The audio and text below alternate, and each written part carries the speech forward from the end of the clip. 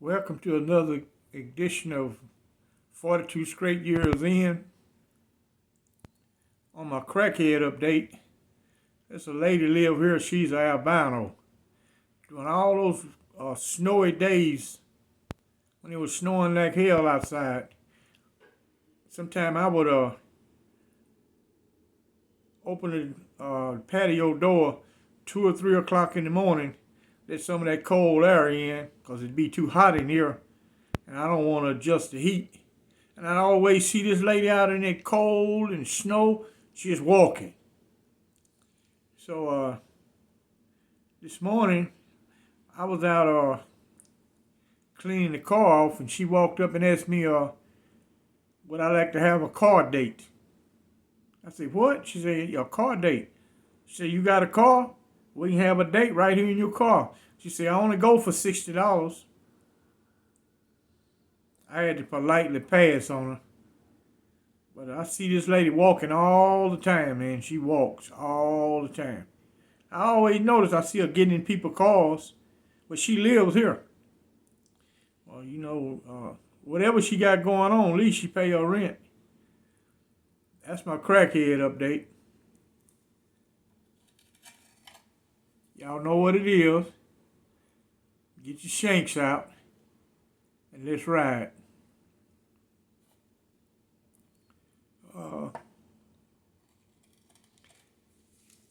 It depends on how long this story goes. I might have to split it. Depends on how long this story is. I want to lay out all the ground. I'll lay out the foundation so people can get the full import of the story. Now, if I have to go make it past 20 minutes, well, I just have a part 2. Anyway, we are at the East Ham unit, and they had just banned cigarettes in '94. No more cigarettes, and man, people were going nicotine crazy. But convicts gonna always find a way to circumvent the system, and so everybody start propositioning the guards to get them to bring in tobacco. Now, if a guard is a good mule, they'll make more money off of bringing in tobacco than they make on their paycheck. So a lot of them was game, especially the females. Now, we had this one female guard. Man, she was cool as hell. But on the cool side, she had her boyfriend. But he's one of the guys, he kept everything on the low. Keep her from getting fired. Because most inmates will hate on you. You got a female, they don't got one. They can easily get that lady fired. Easy. And they had this guy, they had transferred to East Ham. We call him Big Homie. I can't remember Big Homie's name for nothing in the world. And I tried to help this guy out, and I still, his name might come to me. I got to look through the prison roster and locate his name. Well, anyway, Big Homie was a guy been raised in a mental institution his whole life. He never lived on the outside since he was a kid. And this guy had a thing about somebody had killed his mother. Man, I've seen this guy go off into his deep end. Somebody killed my mother. Who killed my mother? He be saying that so pitiful. I seen female guards cry. Man, this guy be saying it from his heart. Now, this is a big ass dude. You can look at him and tell, man, he's severely retarded. You can see it, man. Big as he weighed about 450, but his head is about the size of a cantaloupe. You can look at this guy and tell he's straight retarded.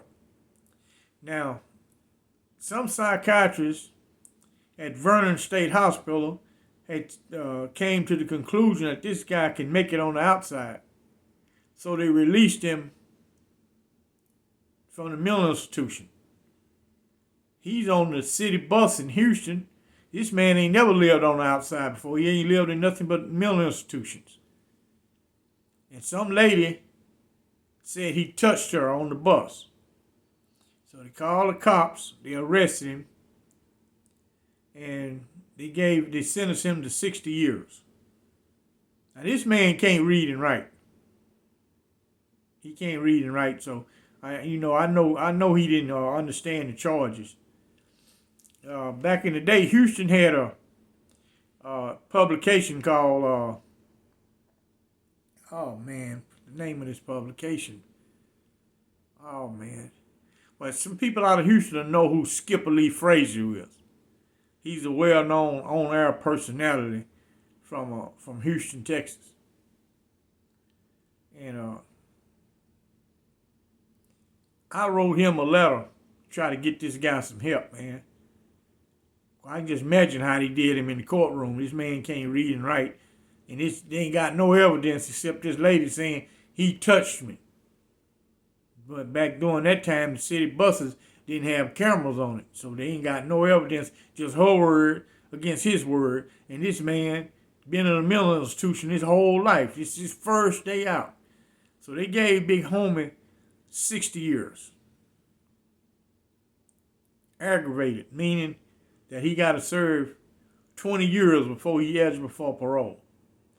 Now, they never placed no one in the cell with Big Homie. He's single cell. No cell partner whatsoever. And he really could get what he want from the warden. The warden bring him a radio, commissary. He tear the cell door off. East Sam is one of the old prisons. That guy snatched that whole steel door off the rack and throw it like it's a piece of cardboard. When he go up in his deep end, only person can calm him down is the warden. And how the warden do it, he give him something. He gave him one of the big nice radios, and he'll sell it for $100 because everybody want one. And he'll make the warden give him another radio, give him commissary items, give him what he want. So had this female, like I said earlier, this female guard. Right now, she's the ranking officer. And so I ain't going to call her name. This is what happened. She got prison smart. She went and got her a guy who got a life sentence. She bring him to work, bring him to contraband, and he sells it to the inmates. He gets the money and break her off. So they had them a nice little enterprise going on. But for some reason, this guy want to get too damn slick. Behind $500. He don't give the lady all her money. And this was around Christmas time. Holiday time. She need her money. He wouldn't give it to her. I had seen him arguing before. And one day she was in there counting, and he was up on 3-row, and he slapped her. Now she can't turn this guy in because she a dirty guard herself. She turned him in for assault on staff.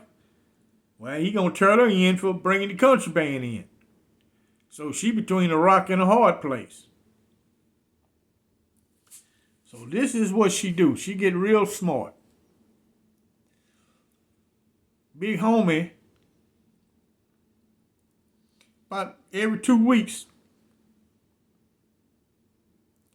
he go off into the deep end, talking about they killed my mother. Man, this guy be crying. It's pitiful, man, to see a big guy like this, man, he crying. And, inmates finally got used to him. But still, it have effect on some guys. He seemed so sincere. And I was thinking, I said, I wonder how this man knows someone killed his mother when his mother's the one put him in the mental institution.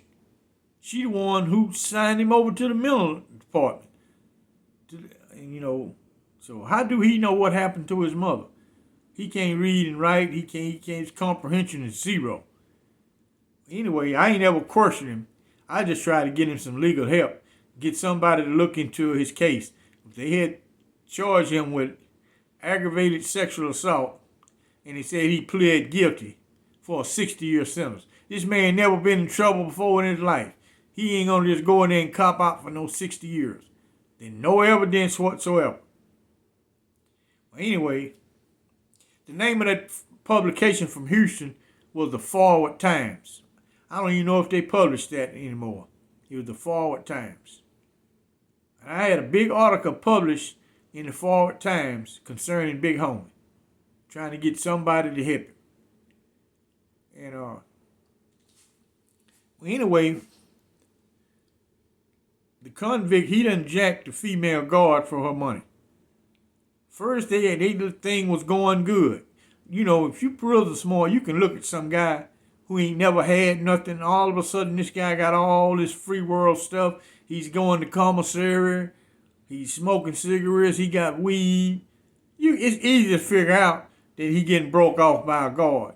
You look at him, you say, well, he ain't smart enough to get this stuff in on his own. And he ain't got the right job assignment where he can smuggle this in himself. So it got to be a guard bringing it to him. But anyway, all of a sudden the female, she started hanging around Big Homie. Everybody looking now, this mighty strange. But thing was kind of dangerous back then. You kind of had to mind your own business. Keep from getting your ass hurt. Curiosity killed a cat. But I always would see her at Big Homie's cell. Because he ain't got no cell partner. He's single cell. Talking to Big Homie. One day I came in from work. And they was already at rec. And I wanted to go to the rec yard. So I got her to open the door. So I can grab some tennis shoes. And she in the cell with Big Homie. She in his cell. Play it off like she doing a cell search. But he's in the cell. All she got to do is tell the picket boss, open cell so-and-so, nobody's in there. And they'll open the door. Now she in there with Big Homie. This was her game plan. I think Big Homie never had SEX with a female. So she put it on Big Homie. And the guy who she was doing business with, Isham is 3 tiers. He lived on the 3rd floor. Big Homie lived it on the 1st floor. I lived it on the 2nd floor.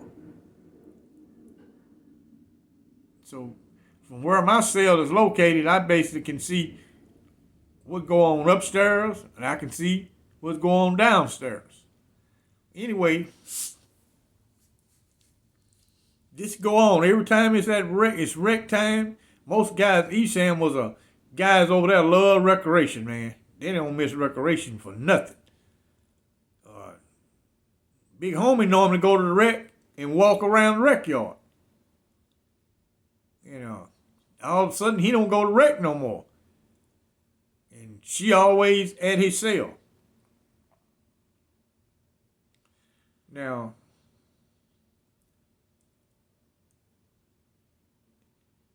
so one day, she got Big Homie's cell door open, and her ex-boyfriend, her ex-business partner, he lived on 3 row. He lived at one of the cells almost at the end, by the fire escape.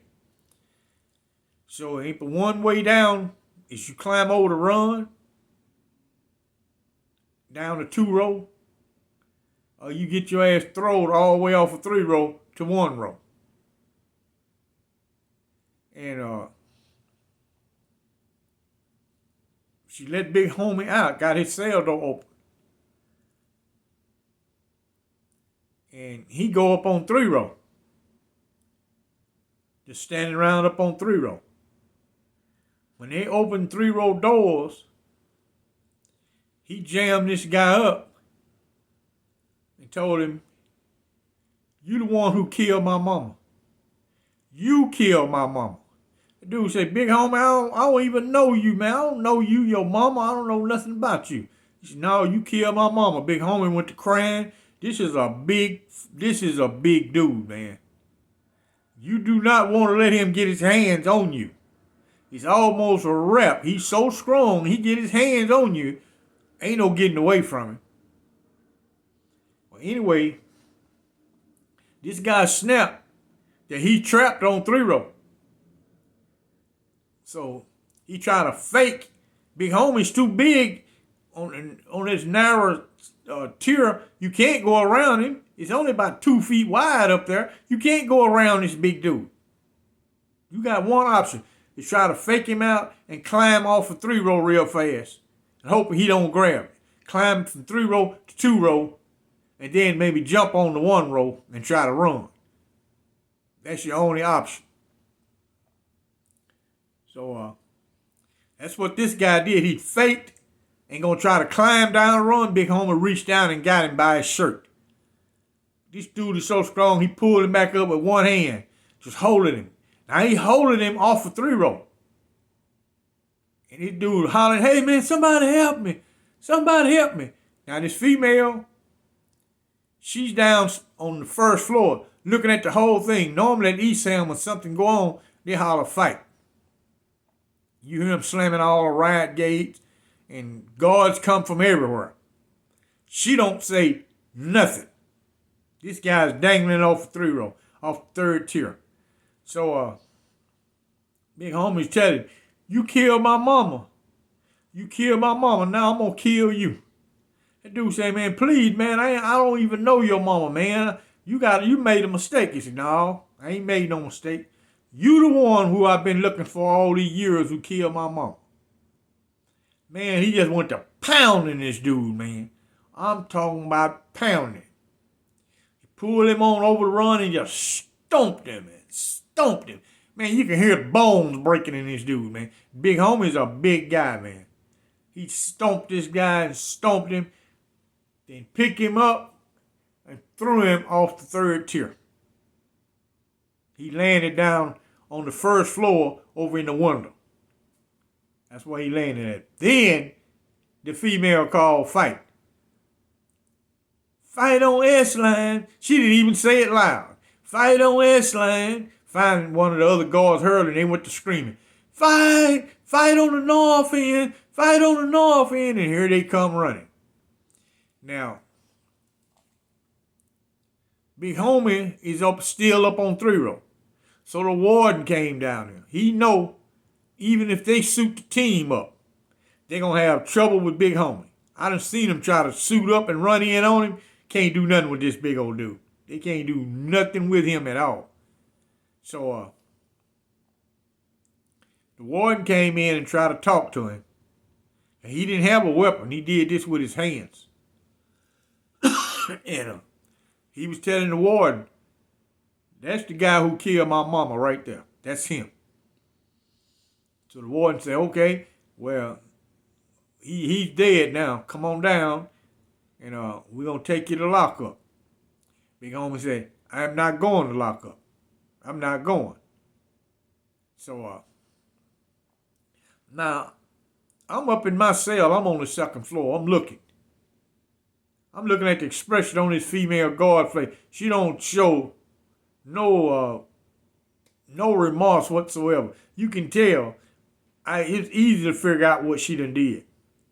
She done put it on big homie and wired him up to kill this guy.